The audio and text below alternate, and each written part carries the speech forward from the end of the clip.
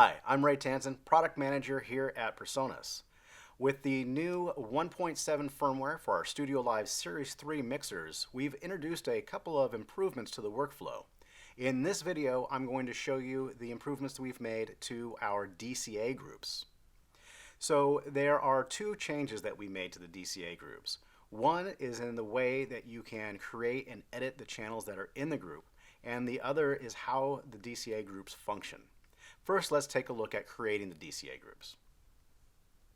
So before, when I wanted to create a DCA group, the only way to do it was to go up to my DCA group menu and then create it here. Now to create a DCA group, I'm going to do it directly from the console faders. So first, if I go into my DCA groups, you'll see your first 8 groups, and you can page over all the way to your 24. Now to add channels to the group, I simply push and hold the select button for that group, and my mixer will enter into group assignment mode while I am holding the button. And from here, I can select the channels that I would like to be in that DCA group and release it. And now those channels are in the group. When I edit the group, it's going to automatically spill that group out. So you'll see there's the channels that I had in that group. If I just turn those up, you'll see that those are all now being controlled in a group with my DCA group fader. If I want to change the assignments in that group, push and hold the button again, and I can say I didn't want channel 6 in there. Let's take that out of the group, and now I've edited my DCA group. So making a new group or changes to a group is that easy now. You do it right from the mixer, no need to go into a menu to do it. Now there's one other change that we also made to our DCA groups.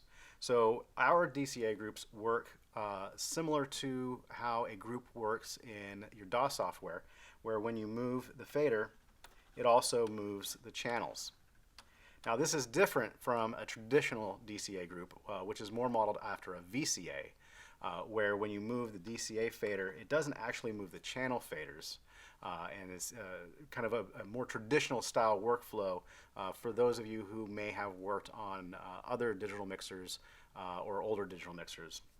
And so now when you go in your DCA groups screen, you'll see this mode here for traditional DCAs.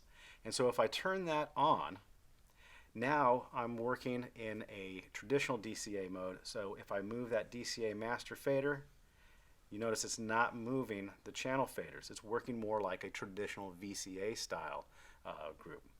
And if I turn that back on, you'll see the faders move down into position because I had that DCA turned down. And now we're back into the DCA filter group style workflow.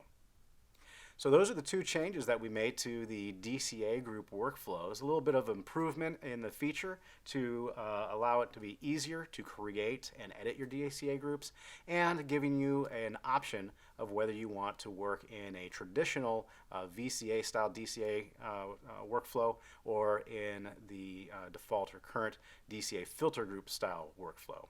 We hope you enjoy these features. Be sure to check out our other videos on our website at personas.com.